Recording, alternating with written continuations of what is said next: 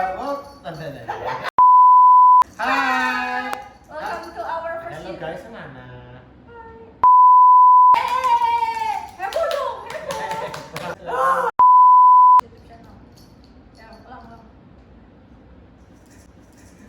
2,000 years later.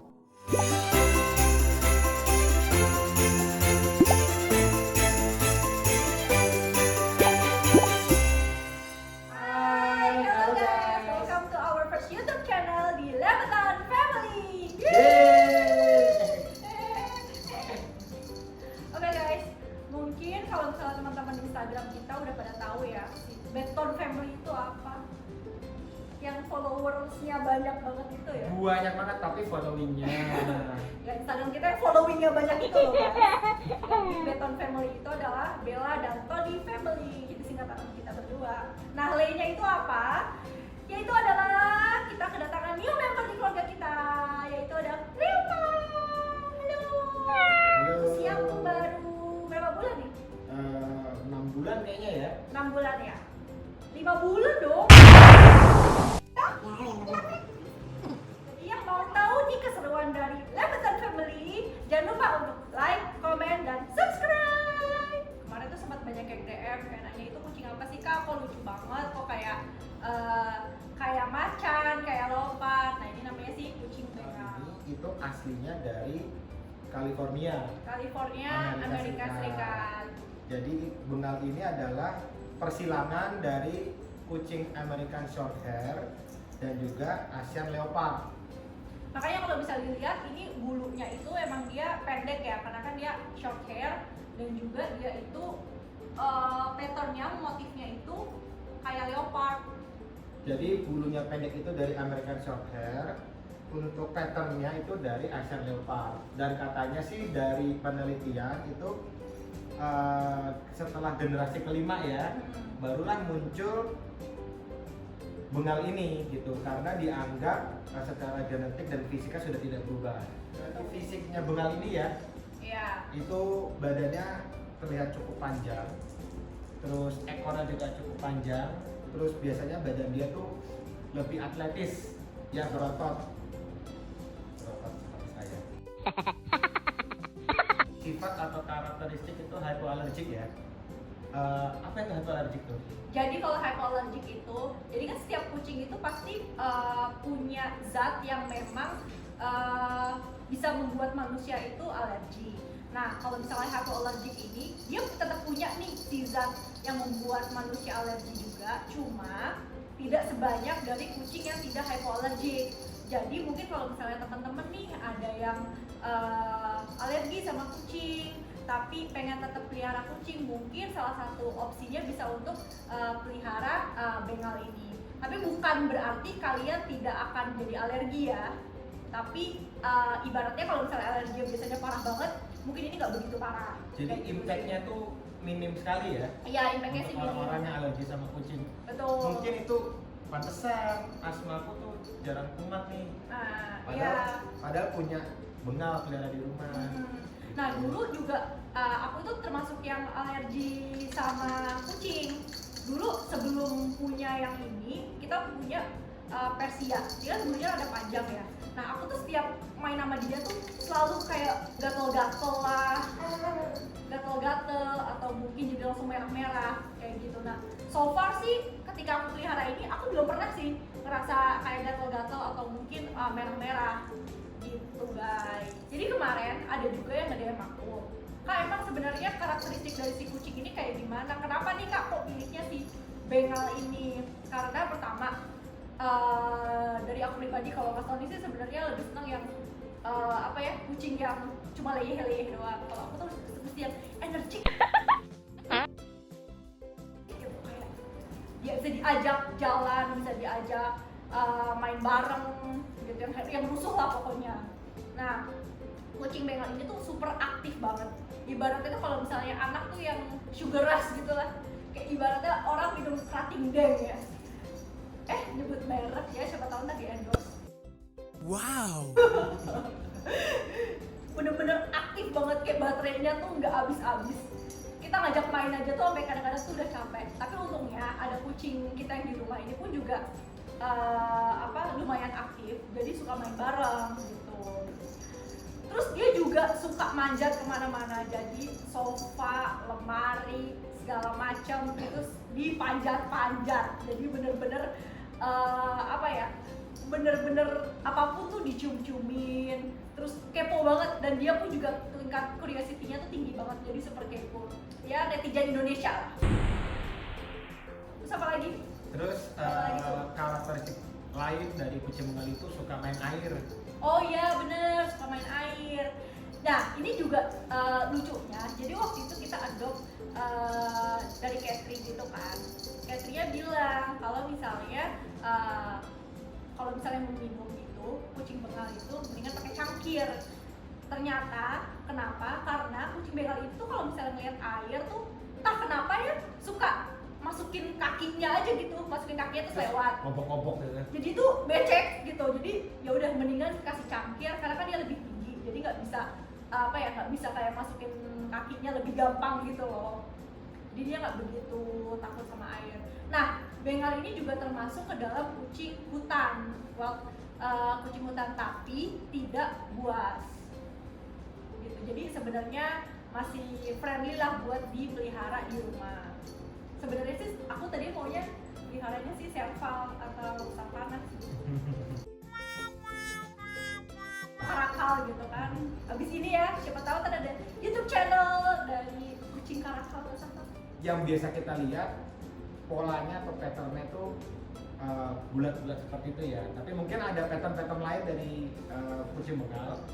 Bisa dijelaskan Ibu Bella? Jadi sebenarnya kalau misalnya kucing bengal ini untuk dari patternnya sendiri tuh ada dua. Ada yang marble, mungkin dari seperti ini di atas, nanti akan lembut. Dan juga ada yang lebih ke spotted itu yang kayak gini, yang kayak lebih bulat-bulat. Nah untuk dari warnanya pun juga kebagi, ada silver, ada charcoal, ada juga yang black brown, itu juga ada. Jadi sebenarnya macam-macam banget sih. Terus satu lagi nih, mungkin kelupaan untuk kita sampaikan, karakteristik dari kucing bengal itu tingkat kecerdasannya tinggi. Oh ya betul. Ya kan, jadi kalau kita ngelatih kucing bengal itu biasanya lebih mudah ketimbang kita melatih kucing-kucing dengan ras lainnya. Kita mau. Jadi besok rencana kita mau lesin dia kumon buat bisa berhitung gitu, karena tingkat kecerdasannya tinggi. Oke, Terus kamu mau nggak yang- les kumon? Jadi kalau misalnya kucing bengal itu diibaratkan laki-laki itu kayak Kayak udah aku. atletis tuh kan, atletis, pinter, terus juga apalagi ya, ganteng. Itu kayak udah calon imam ya, calon imam. Nanti kita ganti mukanya ya. Gitu. Intinya sih ya, di rumah ini jadi lebih ceria semenjak adanya Jadi saya.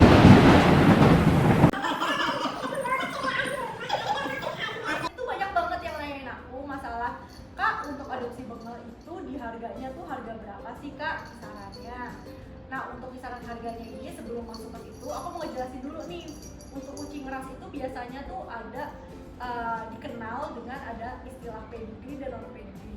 Kalau misalnya pedigree itu kucing itu terjaga kemurniannya dan teregistrasi juga di sertifikasi apa sih namanya tuh, asosiasi perkucingan lah. Singkatannya apa? Ada ICA, ada ISTA, apa singkatannya? Ya itulah pokoknya. Nanti ada. Jadi terregistrasi di beberapa lembaga.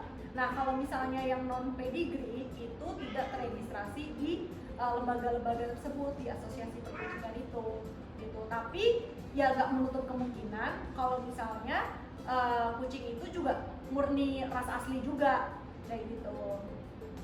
Terus nah masalah pedigree dan non pedigree ini yang mempengaruhi dari harga juga. Kalau misalnya non pedigree itu kisaran harganya di sekitar 7 sampai di 15 juta.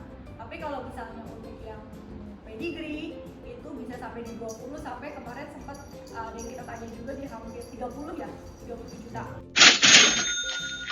Jadi kalau misalnya teman-teman ada yang mau adopt bengal, ya disiapin dulu aja budgetnya buat adopt kucing, tapi jangan sampai jadi kucing ya guys, canda kucing.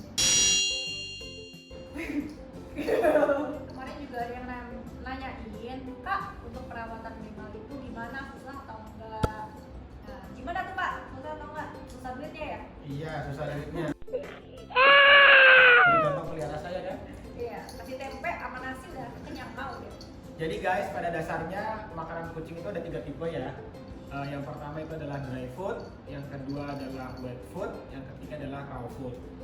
Dan kebetulan pada saat kita adopsi Leo si bungal ini dalam keadaan umur sudah 5 bulan, jadi sudah lepas ASI dari ibunya.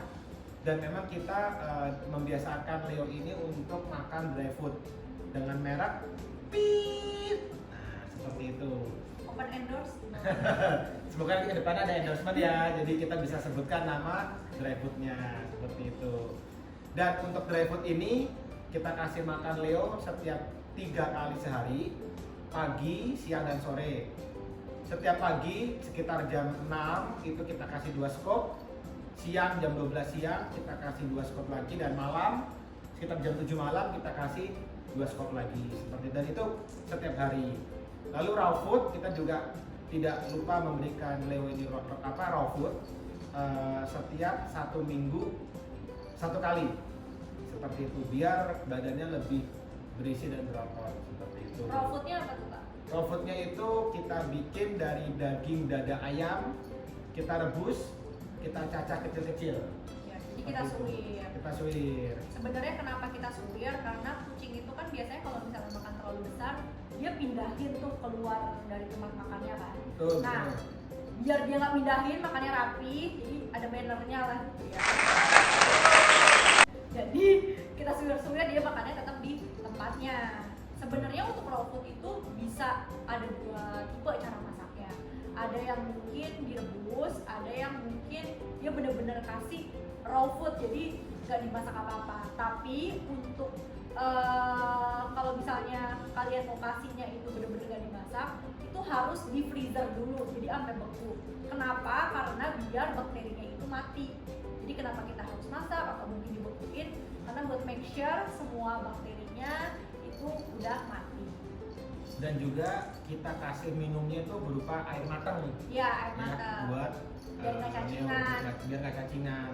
Terus setiap 1 minggu 2 kali kita kasih Leo ini fish oil ya, Ya, fish oil, dan setiap 1 minggu 2 kali kita juga kasih Leo ini vitamin biar tubuhnya tuh kuat gitu, tidak tidak mudah terserang oleh virus seperti itu. Dan untuk vaksin seperti apa nih Kak? Bisa tolong jelaskan untuk vaksinnya? Boleh nyontek kan? Lupa. Oke, jadi kalau vaksinnya itu biasanya itu 3 bulan sekali. Jadi untuk yang pertama karena yang udah dari Catherine-nya udah divaksin, kita vaksin lagi nanti di bulan awal Juli ini. Dia baru akan vaksin lagi, jadi selang 3 bulan. Terus juga untuk obat cacing, obat kutu itu juga kita juga kasih. Kalau misalnya obat kutu, obat cacing itu kurang lebih juga 3 bulan ya, 3 bulan sekali. 3 bulan sekali. Gitu. Oke, next. Terus untuk menjaga kesehatan kucing pada umumnya sih ya, tapi kita juga melakukan ke Leo ini, kita juga harus selalu rajin membersihkan telinganya. Oh iya. Betul, biasanya kita menggunakan cotton bud ya dengan sedikit baby oil biar nggak lecet kupingnya seperti itu. Karena kenapa? Biasanya kalau telinga atau kuping kucing itu kotor, biasanya kucing itu suka garuk-garuk nih telinganya sehingga mengakibatkan scabies atau seperti apa gitu. Jadi untuk menghindari itu kita harus setiap mungkin seminggu sekali ya kita bersihkan telinga kucing. Ya kan drop ya Shay ya, kalau misalnya datang-datang congean kan rada ilfil ya. Tapi kamu nggak yakin sama aku kan? Iya berarti dia congean dong. Iyo. Untuk kita juga jangan lupa menjaga kebersihan kucing dengan cara ngelap matanya ya, Mengelap matanya, hidungnya kayak gitu. seperti itu. Dan juga kalau misalnya kucing itu karena kan bulunya juga pendek, jadi nggak perlu sering-sering lah untuk di grooming. Kita kalau misalnya grooming pun juga sebenarnya so far sendiri sih, jadi kayak mandiin sendiri. Ada grooming kering, ada grooming basah. Kalau misalnya kita bilangnya kalau grooming kering itu cuma pakai kanebo, dikasih air, terus kayak dielap aja badannya. Terus juga sama kalau misalnya grooming basah itu yang bener-bener dimandiin. cuma paling kayak sebulan sekali sih, karena dia juga nggak begitu kotor, karena kan di rumah juga ya, dia nggak pergi keluar juga. Dan oh ya, salah satu perawatannya Bengal juga setiap pagi kita ngejemur kucing itu di sinar matahari, karena Bengal itu kan dia bukan kulitnya, bulunya itu kan glittery ya, jadi kayak emang bener-bener glowing gitu. Nah untuk menjaga biar bulunya itu tuh tetap glowing, itu harus dijemur. Jadi kalau muka kamu pengen glowing juga, Silahkan menjemur. Oke guys, kemarin kita dapat pertanyaan nih dari netizen. Gimana caranya memilih bengal yang baik? Nah, mungkin kakak bisa bantu jelasin kak? Jadi cara memilih bengal yang baik, jadi sebenarnya sebelumnya kita mau info dulu nih, kita kan juga baru ya untuk pelihara bengal. Dan aku juga based on research dari Google, dari teman-teman YouTuber yang lain, dan juga mungkin dari teman-teman untuk cari bengal yang baik itu, dikoreksi if I'm wrong ya, kalau misalnya emang ada yang salah-salah atau mungkin ada yang tambahin. Jadi pertama itu harus rounded itu, jadi semuanya tuh bulat-bulat gitu loh. Bulat-bulat dalam artian kayak wajahnya itu dia lebih ke bulat, terus juga telinganya ini pun juga yang apa sih, ini tuh bulat gitu. Terus jarak antara telinga dari sini ke sini pun juga rada jauh, jadi menggambarkan wajahnya itu jadinya nanti akan lebih bulat. Terus jadi melihat dari profil anatominya pun juga tulangnya besar, sehat, terus juga tidak ada kayak kecacatan kayak gitu. Terus juga di sini semakin mukanya itu garang, itu yang semakin bagus sih gitu. Jadi mukanya tuh emang yang kayak garang kayak harimau gitu loh. Terus kayak hidungnya pun juga, dia kalau misalnya dilihat tuh kayak harimau ya, jadi hidungnya tuh lurus gitu, jadi bukan yang bengkok. Mungkin kan ada beberapa binatang kucing yang memang hidungnya tuh lebih kayak pesek atau mungkin dia rada bengkok. Nah kalau ini tuh dia bener-bener lurus gitu, jadi rongga dari sini ke sininya tuh nggak begitu jauh, jadi dia kayak hidung singa, kayak harimau. Terus juga patternnya pun juga kalau semakin seperti wild, yang bener-bener wild itu juga semakin bagus. Jadi mungkin coraknya tuh bisa berkamuflase lah dengan sekitar kayak gitu. Karena kan dia hidupnya sebenarnya kan di alam liar kan, kucing hutan kayak gitu. Terus juga matanya dia modelnya tuh kayak almond gitu. Nah itu sih paling untuk gimana nih caranya untuk melihat dari kucing yang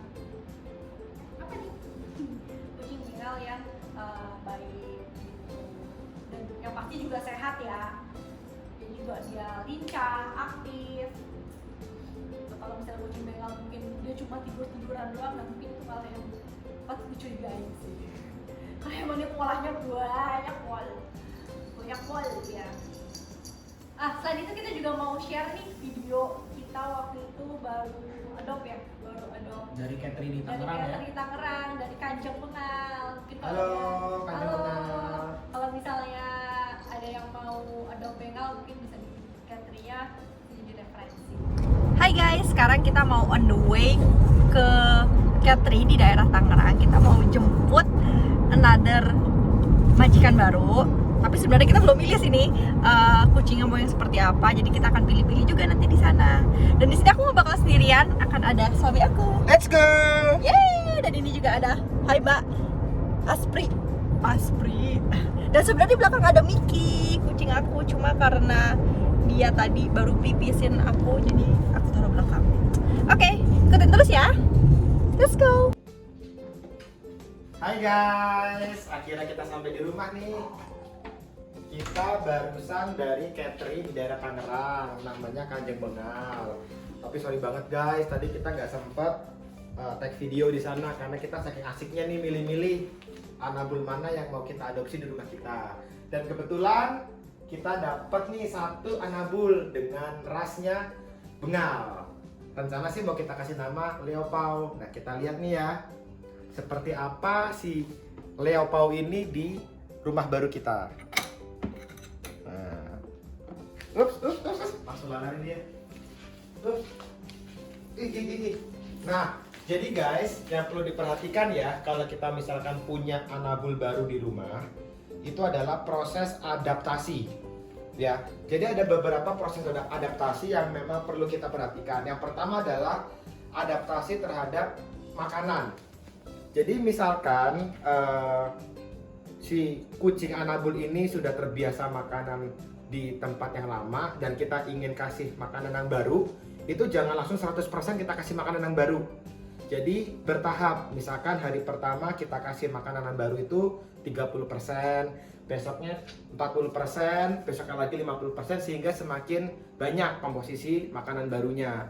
Itu perlu waktu sekitar 1 minggu. Terus proses adaptasi yang kedua itu adalah adaptasi terhadap lingkungan sekitar. Karena kan kita sama-sama tahu ya, kucing baru ini tuh lari tuh, dia masih belum merasa nyaman nih di tempat baru. Jadi biarkan dia mengenali lingkungan sekitar dia yang baru ini gitu. Karena bisa jadi dia stres, bisa jadi dia ketakutan. Jadi biarkan dia adaptasi dulu dengan lingkungan sekitar. Biarkan dia cium-cium benda-benda, biarkan dia mengenali benda-benda sekitar, sehingga dia benar-benar mengenali tempat baru kita ini gitu. Terus proses adaptasi yang berikutnya yang tak kalah penting adalah misalkan teman-teman punya anabul lain di rumah nih, itu jangan langsung disatuin. Jadi itu harus dipisah. Kita punya satu anabul lagi, kebetulan kita memang saja taruh di belakang, itu nggak kita sengaja satukan. Biar itu memperlancar proses adaptasi anabul baru kita yang namanya Leopau ini. Itu sih, dan proses adaptasi ini kira-kira membutuhkan waktu sekitar 7 hari atau 1 minggu gitu. Dan biasanya perlu kita perhatikan juga sih nih guys ya, kucing-kucing atau anabul yang baru di rumah yang baru ini itu biasanya nggak mau makan, nggak mau minum selama sekitar 1 sampai dengan 3 hari. Tapi jangan khawatir, itu hal yang normal. Tapi kalau misalkan memang tidak mau minum, ya kita bisa membantu kucing baru itu menggunakan pipet ya, seperti ini. Nah, jadi kita bisa bantu untuk minum. Isi berapa mililiter nih. Nah, pokoknya pakai alat ini kita bisa bantu anabul tersebut minum. Kalau misalkan selama 3 hari dia nggak mau minum sama sekali. Gitu sih guys. Tapi ya pada intinya tenang aja. Proses adaptasi ini sekitar 1 minggu. Jadi bisa lebih cepat atau bisa lebih lama tergantung dari kucingnya masing-masing. Seperti itu sih. Oke guys, paling gitu aja. Kita lihat nanti ya. Ketika si Leopau ini lebih nyaman di rumah kita akan kasih lihat ke teman-teman nih. Oke, stay tune. Terima kasih. Dadah.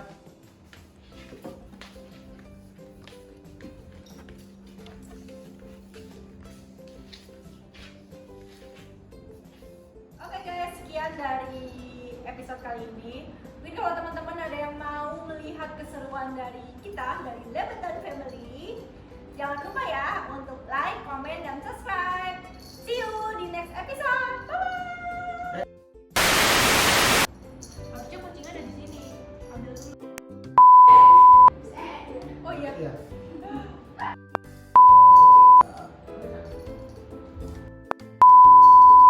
Tadi aku udah komen subscribe belum sih? Thank you for watching, guys.